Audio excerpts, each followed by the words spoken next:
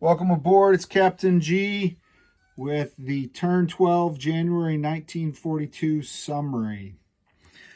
So we'll start with the technology. Germany's sitting with 3 completed techs. Japan, their ally, 2. Nothing for Italy. The Soviets have 2, the US has 2, and the UK 1. So the Allies are catching up with the Axis for sure, and the Comintern's moving along with Mark the Shark having 2 at stage 3, ready for completion. No luck letting the Allies or the Axis complete his long-range air, though. That's a shame. When we go to income, the U.S. continues to be the world's biggest economy, but made a significant jump by retaking San Francisco, as it was renamed by the Japanese. So that 62 plus the 12 bonus pushed the Allies significantly up toward their triumph of capitalism, but not quite enough because of the poor performance of the UK and the strength of the Soviets.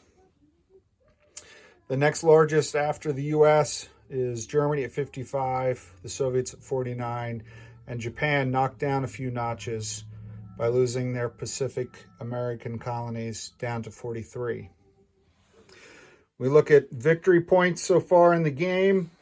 The Axis have added 1 with the Germans and added 1 with Japan on the last turn. So that is 3 for Japan, 1 for Italy, 1 for Germany. That 5 plus the 5 victory cities gives the Axis a strong lead at 10. The Allies have 3 and the Comintern 2.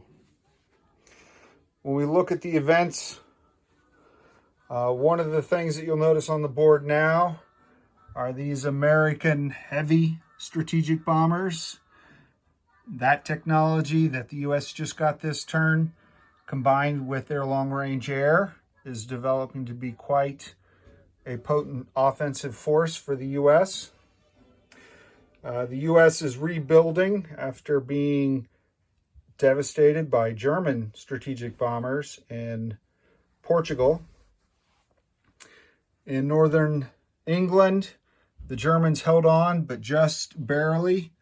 It had to go to the referee's instant replay and look at the tape, and they overturned the initial call of a British win, and the Germans have held on, but no ground forces, so not sure how much longer they'll hold on.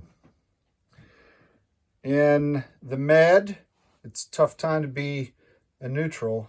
After the U.S. invaded Portugal, Italy took half of Greece. Germany took all of the Netherlands and Europe. And then the Dutch possessions in the Pacific were swarmed by the Japanese, who also scored a big victory against the Anzac Task Force. But as I said at the beginning, the big victory was the U.S. First Army resecuring San Francisco for the United States, executing a well-planned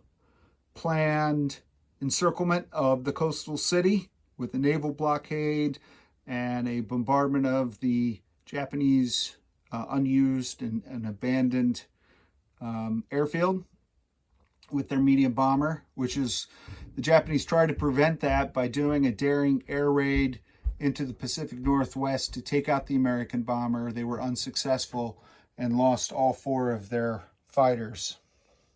So that was a costly defeat, and we'll see if the tides of war are starting to turn, as Rommel is now referred to as the Middle East Desert Fox, not the Deutsche Afrika Korps.